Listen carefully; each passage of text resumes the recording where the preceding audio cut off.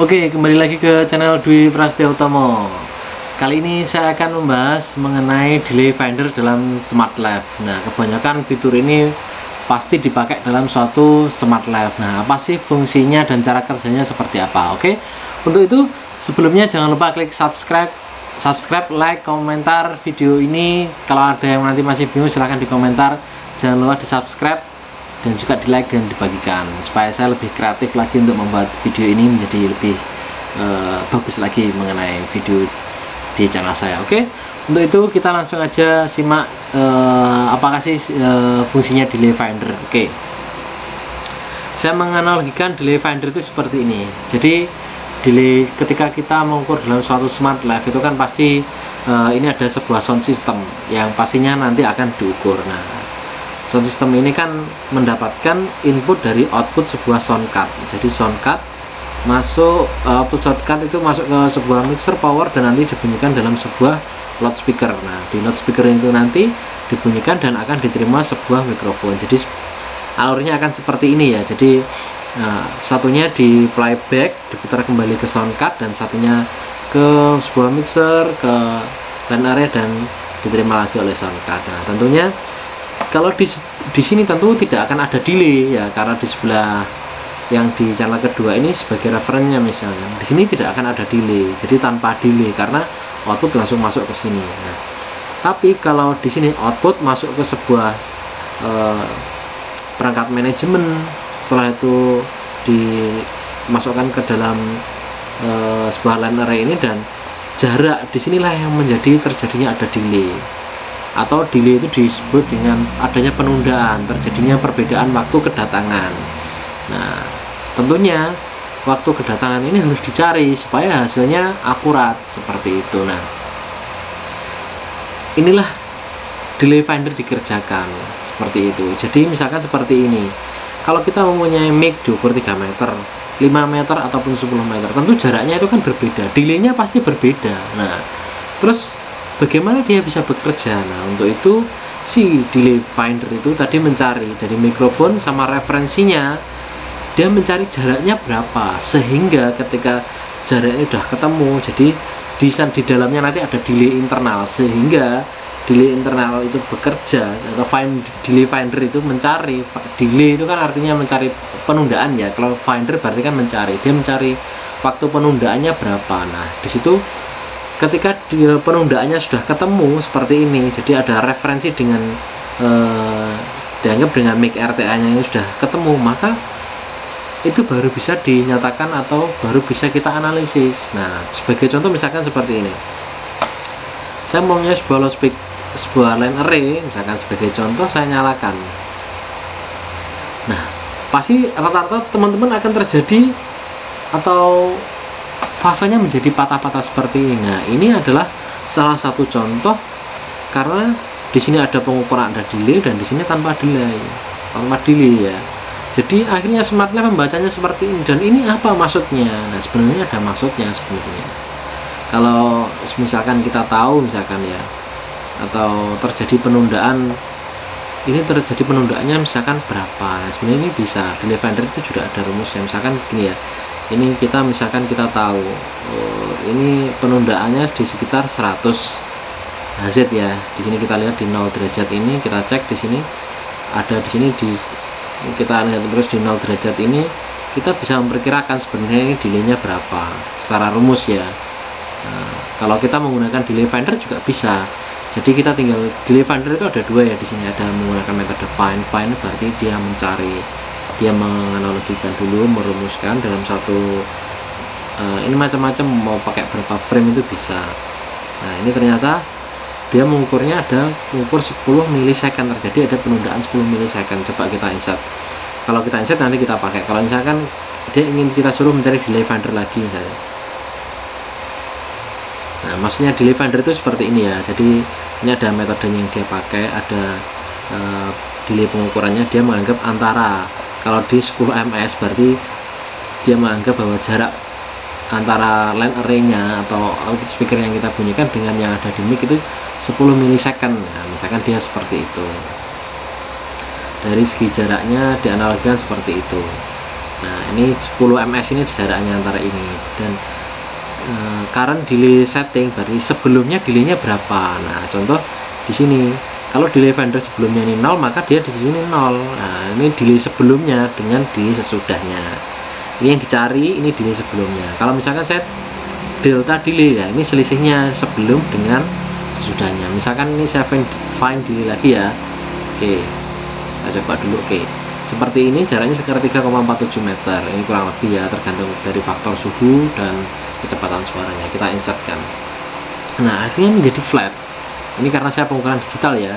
Nah seperti ini, delaynya jadi 10 meter. Nah misalkan kita find delay lagi, nah, kita suruh untuk mencari lagi. Nah, di sini malah jadinya berbeda. Mengukurnya delaynya tadi tetap ketemunya 10, delay sebelumnya ini artinya delay sebelumnya itu adalah 10, delta delaynya perbedaannya berapa? Tidak ada perbedaan karena tadi sudah mencari 10 dan ini mendapatkan 10. Nah seperti itu.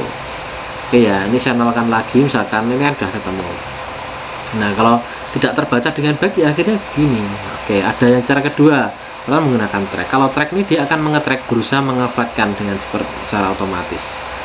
Jadi kalau kuningnya ini nyala berarti kita menyuruhnya untuk mengetrack. Kalau ini dimatikan maka ini off. Oke, ini saya nolkan dulu. Nah setelah delay kita nolkan, kita tahu selain kita melihat di sini delay findernya berapa ya. Tadi pertama pakai delay finder, pakai track, kita bisa melihat impulse respon di sini juga sebagai bahan pengkonfirmasi. Nah ketika di sini kita bisa melihat bahwa delay finder ini kalau kita zoom, nah ini di sekitar 10 milisecond. Nah di sekitar di sini ini adalah sekitar 10 milisecond. Misalkan kita ternyata delaynya segini, nah itu untuk menentukan. Nah setelah kita find delay, dia menjadi 10 ms. Nah ini artinya find delay ini kita insertkan, maka dia akan menjadi 10 ms. Nah, 10 milisecond. Nah seperti itu, dia mengibaratkan nolnya dia di sini adalah 10 milisecond, sehingga hasilnya flat dan bisa dibaca seperti itu. Nah kembali lagi, apakah ini akurat sekali? Ya kembali lagi, ada di beberapa titik yang membuat delay finder ini menjadi kurang akurat. Nah kurang akuratnya di mana? Oke, nanti terutama di frekuensi rendah delay finder itu menjadi kurang akurat. Sebagai contoh, misalkan finder track, sebelum saya berikan contoh, saya kasih trik lagi. Finder tadi sudah ada saya berikan contoh ya, track tadi sudah bisa. Nah bisa nggak sih kita menggunakan rumus manual? Nah bisa sih sebenarnya. Contohnya seperti ini ya, kita tahu ini penundukannya berapa ya, kita kalau menggunakan alat sudah tahu, oh segini. Nah tapi apa maksudnya fase dengan ada lipatan sepertinya ini? Kalau kita mengarahkan ke 0 derajat ini, kita bisa melihat bahwa di sini ada sekitar mungkin di sekitar 100 Hz ya ini ya. Di 100 Hz ternyata dia derajatnya 0. Di 0 derajat ini dia sekitar 100. Oke, bacanya kita seperti itu. Berarti ini adalah dari 0, terus ini dia berputar lagi ke 0 lagi, 360 derajat. Seperti ini kita bisa melihat. Kalau kita melihatnya di mana, kalau transfer function kita buat wrap ini ya, kita klik apply. Oke, nah kita bisa ngecek di sini 360 derajat, berarti artinya apa? Ini satu putaran. Nah kalau ini kita arahkan ke bawah gini, nah ke frekuensi 360 derajat artinya satu putaran. Nah dalam satu putaran itu, dan dia ada sampai dengan misalkan 36 kali 2 720, ini putaran yang kedua ada di sekitar 200. Nah artinya itu apa? Berarti kita bisa tahu. Saya kembalikan ke transfer function, saya unwrap. Oke, seperti ini. Berarti dia perputarannya di sini adalah sebenarnya ini sekarang ini 180, ini 108 minus 180, sebenarnya ini 360. Bacanya seperti atau istilahnya dengan 0 derajat. Jadi ini putaran, satu putarannya di sini, ini putaran kedua, ini ketiga, keempat, dan seterusnya. Jadi kalau 200 ini sebenarnya dia putaran kedua, seperti itu. Ini namanya delay finder. Oke, kita cari. Oke, langsung aja kita coba menggunakan kalkulator. Jadi seperti ini, saya cari menggunakan kalkulator. Nah di kalkulator ini kita bisa bagi dalam 1 detik. Itu 1 detik kita bagi frekuensinya, ini tadi adalah 100, kita bagi dengan 100. Nah, kita kalikan Ini kan rumus dasar frekuensi itu ya. Jadi langsung aja dari 0,1, karena tadi satuannya detik, kalau dijadikan mili detik sekitar 1 detik sama dengan 1000, kita kalikan 1000. Nah, di sini ketemu 10. Nah, kalaupun kita masukkan 10 di sini ke 10 seperti ini, maka sudah betul ini flat. Nah, ini contoh kalau, jadi ada beberapa metode ya, dasarnya sebenarnya seperti itu gitu.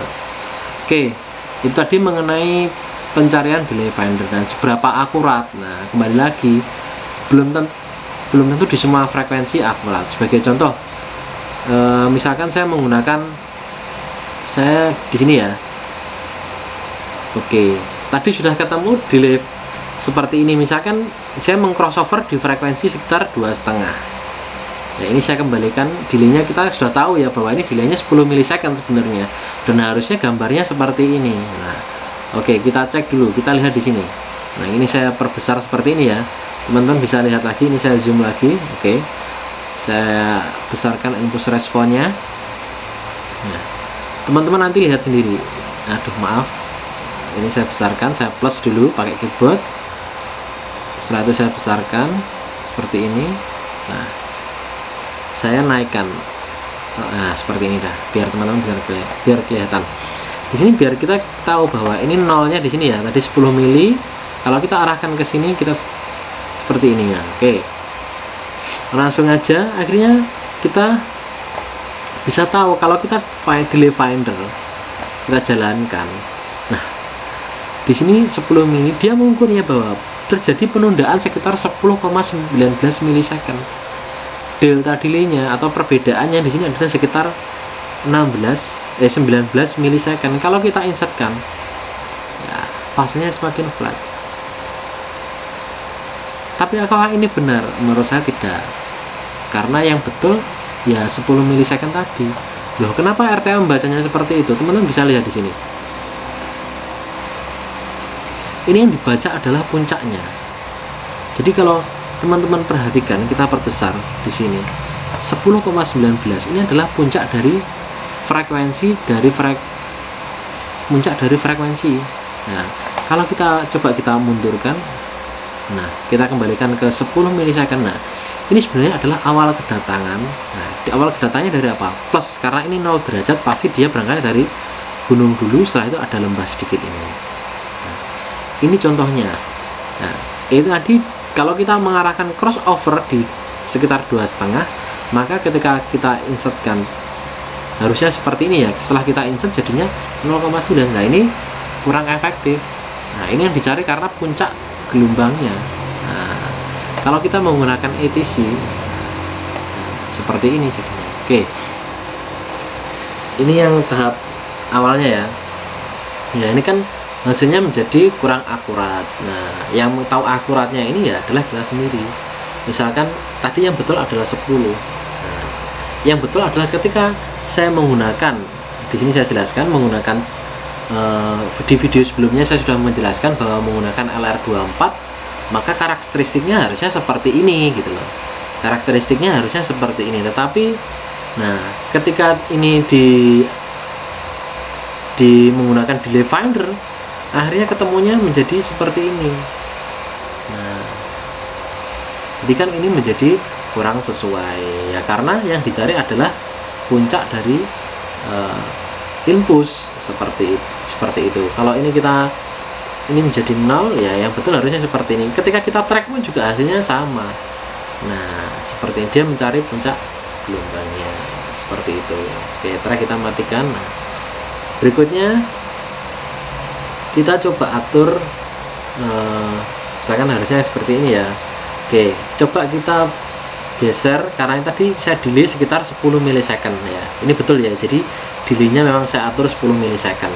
Jadi smart sudah mendeteksi dengan benar ketika saya beri respon flat, belum ada crossover. Tapi setelah ada crossover jadinya, nah ketika saya track, nah jadinya seperti ini. Nah, oke, berikutnya kita coba bagaimana dengan frekuensi rendah. Misalkan saya taruh frekuensi sekitar, ini saya pakai 24, saya atur di frekuensi 150 misalkan. Kalau 150 harusnya kita mendapatkan di sekitar sini ya. Kalau kita nolkan dulu delay-nya, coba kita nolkan atau kita samakan dengan delay yang saya preset di manajemen. Nah, nanti di sekitar 150 ini pasti ada seperti lipatan, karena ini karakternya dari language really 24 yang saya pakai, atau Butterbot 24 nanti karakternya juga sama. Dan di bawah ini ada minus 6 dari pengukuran sebelumnya, dari flatnya ya, dari 0. Oke, kita udah tahu. Nah, selanjutnya kalau seperti ini kita find delay, ketemunya berapa? Nah, ini dari 0 ya, ada selisih sekitar 2,83 milisecond. Nah, ini kan sudah cukup jauh. Kenapa demikian? Oke, saya insertkan dulu. Nah, nanti fasanya akan menjadi seperti ini. Magnitudenya tidak akan berubah delay finder ini. Yang berubah adalah fasanya. Nah, seperti itu. Karena apa? Waktu kedatangannya seperti itu. Kenapa si smart menganalisis seperti ini? Yang dicari adalah puncaknya. Mana puncaknya? Kalau frekuensi rendah, kita melihat input semakin susah. Akhirnya apa? Coba kita perbesar dulu. Nah, akhirnya ketemu seperti ini adalah impulsnya. Kalau kita ini adalah impuls puncaknya, harusnya dia kedatangannya berapa? Dia harusnya bukan di sini. Nah, seperti itu. Jadi kalau kita melihat seolah-olah seperti ini, harusnya kita tadi yang kita masukkan adalah aslinya harusnya bentuknya seperti ini. Nah, ini adalah awal kedatangannya di sini. Ini adalah awal kedatangannya di sini. Jadi ada gunung, setelah itu turun. Nah, ini kan diawali karena ini positif dari 0. Nah, dari positifnya kan dia di sini 0 hingga dia ada gunung di sini. Kalau dia di inverse, nanti coba kita inverse. Nah, hasilnya seperti ini. Dia mulai dari 180 turun seperti ini, dan ini menjadi lembah. Nah, ini contohnya seperti ini. Ini contoh penggunaan delay finder. Jadi kalau coba kita tracknya pun juga akan kacau. Ini contohnya seperti ini ya, 12-13, 12-13. Nah, coba kita pindah lagi fasenya. Ini sekitar berapa? 13-12 ya. Oke, kita balik fasenya, akan menjadi seperti ini. Nah, akhirnya ini tidak efektif ketika digunakan di frekuensi rendah. Ya, yang tahu harusnya bagaimana? Ya, kita yang harus tahu. Jadi misalkan seperti ini ya, kita harus tahu. Kita pakai misalkan 100 tadi frekuensi langsung aja, kita pasti tahu kok. Misalkan saya pakai language relay 150 ya. Ya berarti saya matikan tracknya, harusnya akan seperti apa? Nah, harusnya ya yang kita bisa mengkoreksi delay ini, kita koreksi delaynya sekitar 150, dia akan terjadi lipatan fase. Kita betulkan, kita bisa membetulkan di sini misalkan 150 mana ya. Nah, ini mendekati 180 derajat. Nah, artinya apa? Ini sudah mendekati 10 nilai aslinya. Nah, ini yang betul. Nah, atau minimal flat lah, tidak terjadi kenaikan seperti itu. Nah, ini contohnya menggunakannya ya. Jadi misalkan saya contohkan seperti ini, saya pakai frekuensi tinggi sekitar 2000. Nah, seperti ini. Kalau kita track kan jadinya seperti ini. Nah, ini kan sebenarnya kurang efektif. Karena apa? Kalau kita lihat di impulse respon ini, nah, saya kecilkan dulu impulse responnya, kita analis, kita lihat di sini. Nah, ini kan puncaknya ya. Kalau kita harusnya bisa membetulkan. Fase itu perputarannya ke arah, dia harusnya malah ke bawah, nggak ke atas seperti ini ya, malah harusnya perputarannya ke bawah ini kan. Nah, jadi harusnya seperti ini ya, minimal nggak naik seperti ini. Jadi kalau bisa malah rata-ratanya ya, kalau ini dia turun lagi seperti ini. Kalau kita track ketemunya seperti ini. Kalau kita lihat transfer functionnya, kalau di unwrap seperti ini, kita apply, ini jadinya yang malah naik. Nah, kalau kita track seperti ini, harusnya aslinya dia adalah ini ketika 0. Nah, dia turun. Nah, misalkan di sini di sekitar, nah harusnya gini, atau minimal flat. Nah, kalau ini kan tadi sudah terlalu naik. Nah, ini kan sudah terlalu naik. Nah, mungkin bisa seperti ini. Nah, ini malah mendekati aslinya. Kita bisa taunya ini benar tidaknya, kita bisa mengoreksinya di sini. Bisa, kalau mau teman-teman bingung pakai cara yang ini, teman-teman bisa mengoreksi di sini pakai yang ini aja. Teman langsung koreksi. Berarti karena ini tadi saya pakai crossover di sekitar 2000, maka ya kita di 2000 ini pasti ada seperti ini, karena dia ciri khasnya seperti ini. Kalau pakai track ya seperti ini, ya ini kan kurang tepat jadinya. Nah, oke, kita coba geser ke frekuensi lain. Misalkan di frekuensi sekitar 500. Oke, seperti ini. Kita cek di sini, kita find delay atau delay finder. Nah, hasilnya seperti ini. Apakah ini tepat? Belum, karena delaynya jadi 10,92. Nah, betul atau tidak? Salah. Yang betul adalah ketika kita menaruh di 500 di sini, berarti harusnya adanya pasanya malah turun ke sini, setelah itu dari atas ke sini lagi. Nah, harusnya gitu, kita betulkan. Nah, oke. Jadi ini justru yang mendekati benar. Contohnya seperti ini. Ini kan delay tadi saya konfirmasi ya. Ini pakai saya delay. Delaynya saya matikan sehingga ini tidak ada delay, atau di manajemen saya off kan. Oke. Akhirnya seperti ini. Nah, ini maksudnya apa? Kalau dilihat justru waktu kedatangannya keduluan. Nah, kalau dilihat seperti ini, delaynya malah datang dulu. Nah, seperti itu. Jadi kita bisa mengurangi. Nah, sampai misalkan kita kurangi, kita tahan lama minyak, kita cari, kita raba gini. Nah, ini kita lepas. Nah, ini kalau kita melakukan, ya ini yang betul. Seperti ini. Kalau kita malah menambahkan seperti ini, dia malah minus ke sini. Nah, harusnya ini adalah waktu kedatangannya. Ini yang betul. Jadi ini tanpa delaynya 0. Di sini juga delaynya 0. Kita coba delay di frekuensi seperti ini. Jadi saya menggunakan delay 5 milisecond ya. Ini satuannya 1 digit, jadi 1, jadi langsung ini 5 second. Kita coba cari di Smart Life menggunakan delay finder.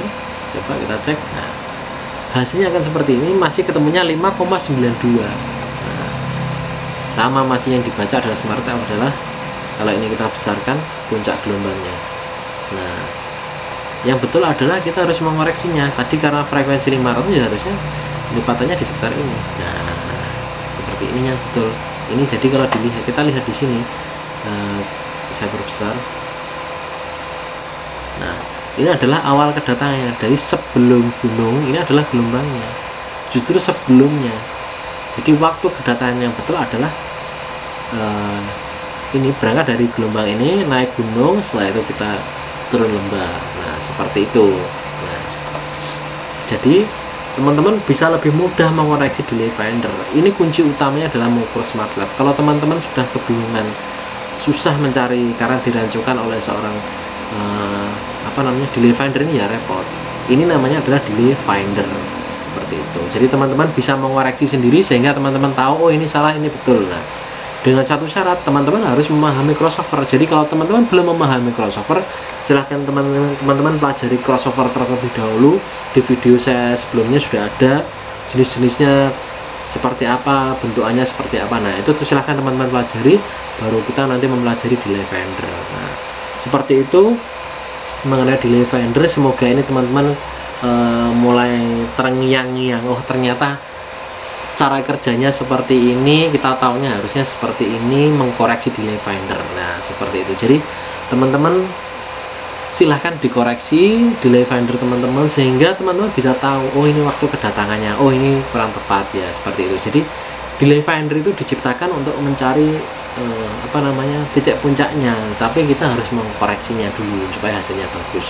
Bisa nggak kita nanti menggunakan punyanya? Bisa, tetapi sebenarnya waktu kedatangan bukan satu putaran dari 360 derajat itu, tapi biasanya di putaran kedua atau putaran berikutnya seperti itu. Nanti saya contohkan di penjumlahan di LMS nanti seperti apa. Oke, terima kasih sudah menonton, semoga video ini bermanfaat. Kalau mungkin dalam penjelasan ini ada salah kata atau mungkin ada perbedaan, mari kita diskusi bersama. Silahkan teman-teman mengoreksi. Jadi ini saya sekali lagi, ini pengukuran digital, bisa saja dalam dunia akustik seperti ini ada yang faktor lain yang merancungkan. Nah itu, tapi yang penting saya mempelajari dulu, menunjukkan ke teman-teman prinsip dasarnya seperti apa ketika nanti kita melakukan smart live supaya tidak ada kerugian. Jadi sampai dengan sini saya masih membagi dasar-dasarnya dulu supaya teman-teman basicnya itu kuat. Seorang kalau ingin smart live bahasanya bagus, ya teman-teman harus punya pegangan kuat. Kalau teman-teman belum punya dasar, nanti ketika akustik seperti ini, akustik seperti ini, akustik seperti ini, macam-macam nanti teman-teman menjadi bingung dan itu akan menjadi repot. Oke, untuk itu saya terima kasih banyak sudah menonton. Jangan lupa like video ini dan silahkan kalau ada yang bingung komentar di bawah. Jangan lupa diberikan ke teman-teman sekalian supaya nanti video ini menjadi lebih bermanfaat. Yang belum subscribe, jangan lupa subscribe terlebih dahulu. Jangan lupa nyalakan loncengnya. Oke, terima kasih, sampai jumpa di video berikutnya.